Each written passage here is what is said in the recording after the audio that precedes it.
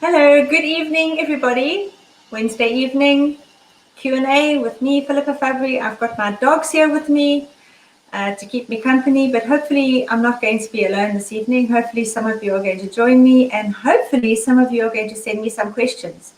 We're talking about handwriting this evening, and I thought I would kick off by talking a little bit about my own personal experience with handwriting areas. And when I was in primary school and learning to write, I'm a lefty, and so I used to hold my pen like that, completely the wrong grip, like that, the tripod grip, I think it's called, and my writing was horrendous. I remember in grade 2 and 3, the teacher constantly was yelling at me because my handwriting was so untidy. And of course, as you're a lefty, as you're writing across the page, so you're smudging everything across the page.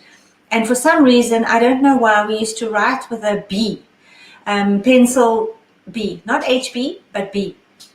And of course, B is even darker than HB. So my page was an absolute mess.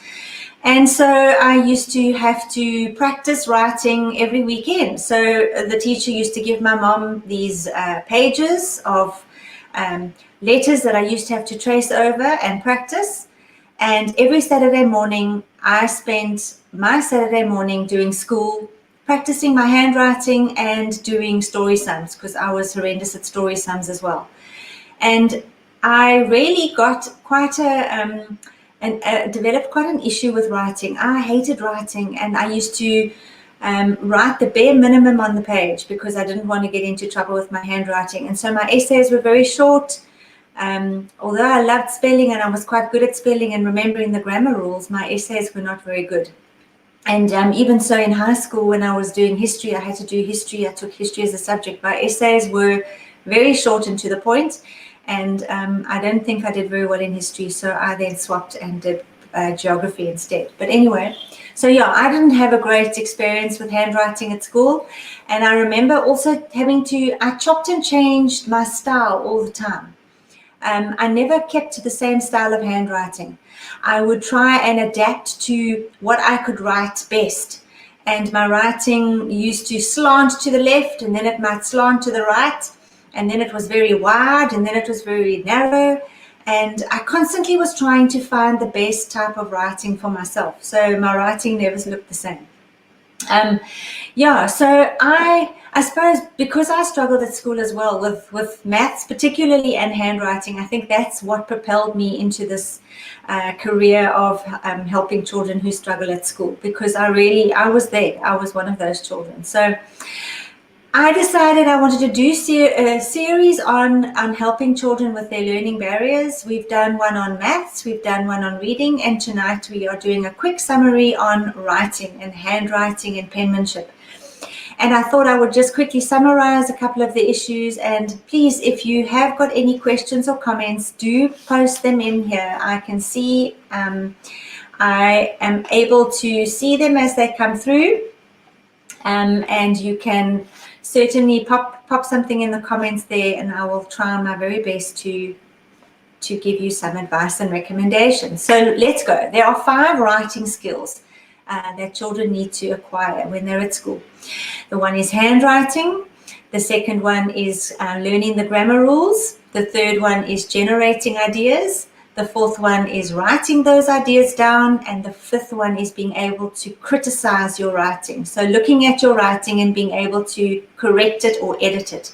So those are the 5 areas, okay? So handwriting, being able to write legibly and neatly so that people can understand and read your handwriting.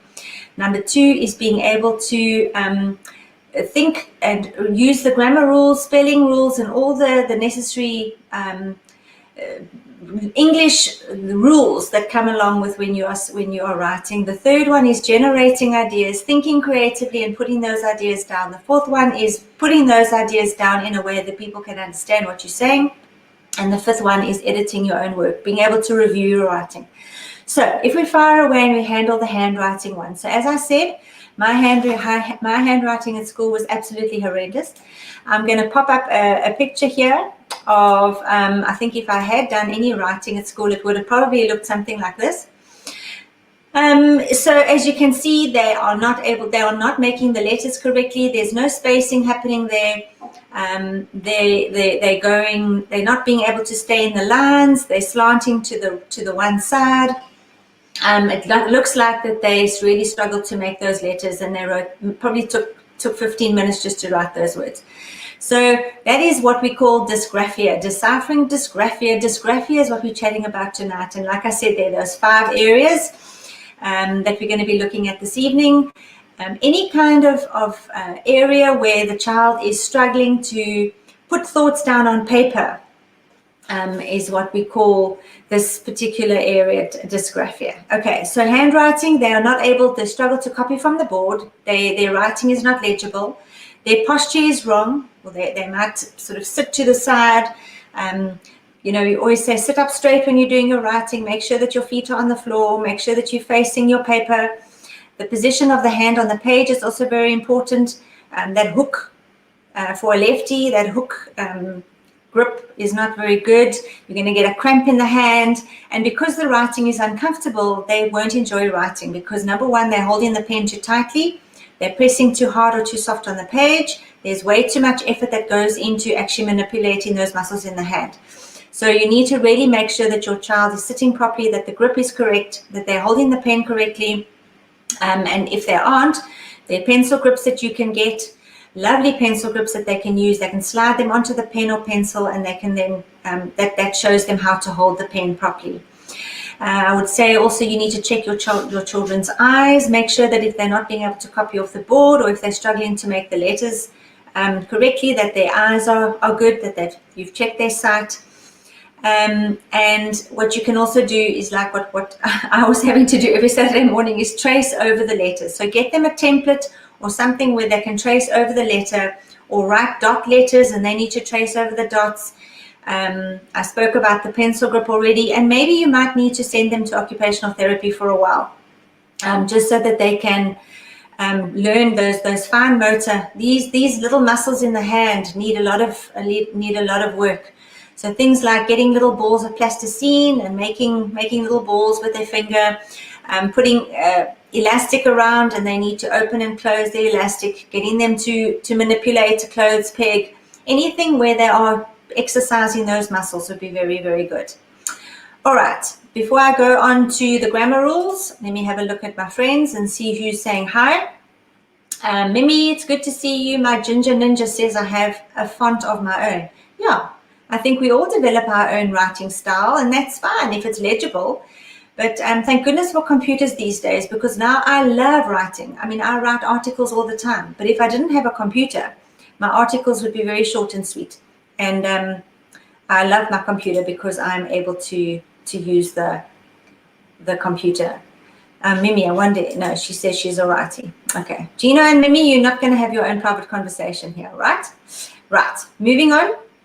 So the second one there that I spoke about is being able to use grammar rules and spelling. So this is the kind of dysgraphia, or it's almost a type of dyslexia that where the child misspells words. They don't understand punctuation. And often their verbal ability or the way that they speak might influence how they spell and how they write. So again, you might need to go to a speech therapist to just check their lisp, that they aren't speaking incorrectly, or that they are not making the sounds incorrect, like the TH instead of the F, or the F instead of the TH, things like that. So their punctuation, their grammar rules affect their writing ability. So we spoke about making sure that they speak correctly. They might need to go to speech therapy. And things that you can do to increase or to improve their spelling is get them to write in different substances or different things. So put flour on a tray and let them trace letters using flour, using shaving cream, in the sand at the beach. Anything that is different to a pen on a paper. Let them experience writing in different things that feel different, because that's the kind of thing that they would enjoy doing. Even in the bath, making, writing on the tiles in the bath using shaving cream. Let them trace over, or let them practice their spelling words like that. Anything that's fun, they will enjoy doing. So we call that tactile writing. So it's getting them to learn spelling using other things other than a pen and a paper, so they can practice those. Also joining the dots, if they can trace over words, so give them their spelling words, make dot letters, and they can use those to trace over and learn their spelling words that way. Tracing definitely helps. We used to practice spelling words by writing the letters on their backs, and then they need to try and identify what word you're writing. So you write the word on their back, they can't see what you're writing, and they must tell you what you've written. And then they can do the same on you. That's something quite fun. Right, number 3 is generating and organizing their ideas. So this is an area where many kids struggle to even start writing. So now they've got to write a story, and they've got to write a story about, I don't know, going into space, or my holiday, or something like that. Now they don't know how to start. They don't know how the beginning and the middle and the end of a story should the sequencing of the story. So they sit there and they waste 15 minutes looking for their pen, trying to find a piece of paper. They say, I don't know what to write. So they struggle to generate those ideas. It's a creative, that creative side of the brain isn't working as well as it should. And there again, they take up a lot of time trying to think of what to write. And before they know it, the end of the lesson is finished and they haven't started writing yet, or they're not finished. So what you can do here is give them a comic strip and take out the words in the comic strip, and they need to fill in the blocks, the speech bubbles. So give them something that at least gives them a framework. Let them think of what they want to write, doing a mind map or spider diagram. So the story, the title of the story is in the middle, and then branching out from that can be different parts of the story. So the beginning, so what are you going to do next, and then what happens, and then what happens after that. Or you can give them the end of the story, and they've got to fill in the middle and the beginning. Or give them the beginning of the story, and they must carry on with the middle and the end. At least give them a framework so that they've got something to work on. A story where there's pictures always helps to generate those ideas. So I would do that because I said you can't always think of what to write, and they struggle to write and think at the same time. Right, the fourth one is turning those ideas into sentences. So now they've got all the ideas. They might have the most amazing story in their head, but now to get it from their brain onto the piece of paper. Here again lies the rub, because they might be very creative and they think of these elaborate stories, but when they have to write those stories, what they write doesn't match their creativity. And it's quite a disadvantage, because although they can tell you about the amazing story, but they're not able to put that story down on paper. So here again, I think the most important thing here is to not to keep that creativity going. Let them tell you about the story. Maybe you can scribe some of the story for them, or you can help them to put that story down on paper. If the writing is difficult for them, rather let them use a computer. Let them use a speech-to-text app on their phone where they can talk into the phone and it writes for them, at least for the planning stage. So at least they've got something down, and then take that story and put it down on paper for the neat edition that you need to hand in. The most important thing is to make your writing legible for others. Remember, at the end of the day, what we're wanting kids to be able to do is to communicate their ideas so that they are able to pass their final exams in matric. Isn't that the most important thing? To be able to be assessed. And in order to be assessed, you need to show what you know. And in order to show what you know, you need to write your ideas down. So that's the most important thing, I think, is helping your children to plan what they want to say, and then to be able to write it in a way that people can read it and give them the credit that's due. I said already, using a mind map, comic strips, and a speech-to-text app. Right, reflecting on writing. This is the last part, and we are running out of time, and I'm going to really wrap up now quickly and then take some questions at the end. So the reflecting on writing is to be able to critically examine your writing and see where you went wrong, or see how to improve on it. Now again, children are not very good at this. They just want to write, finish, and hand it in. They are not very good at looking at their own work and criticizing it and seeing how to improve on it. So again, this is something that we have to teach children, that mistakes are okay. We learn through mistakes, and that it's okay to edit your own work. And if they want mom or dad or somebody to edit their own work, that's fine. They mustn't get upset when it comes back with some corrections. That's how we learn. Children don't always know how to use a dictionary. And this is simply because they might not know the sequences of the letters. So when you say to them, why don't you look up the word photograph? And they're wanting to go, how does photograph start? And you go, F, and they want to start with F. And they'll start looking up the word photograph with an F, but it's actually a PH. So it's all of those skills that come into play. If they're not used to using a dictionary, maybe we need to start teaching them how to use a dictionary, and how the words are laid out in a dictionary. It's a very, very important skill, that. So encourage your children to ask for help. It's not a sign of weakness because you have to ask for help. This is a skill that kids need to learn. As I finish, the concessions that you as a parent can ask for if your child has been diagnosed with a writing difficulty, which is dysgraphia or dyslexia, they can get a concession which allows them to then have an oral exam or a scribe for the exam.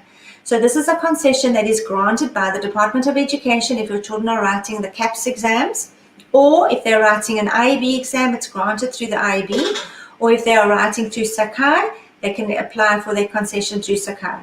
So I would encourage you, if your child is really, really struggling and they are in the sort of upper end of primary school, heading into high school, please apply for that concession.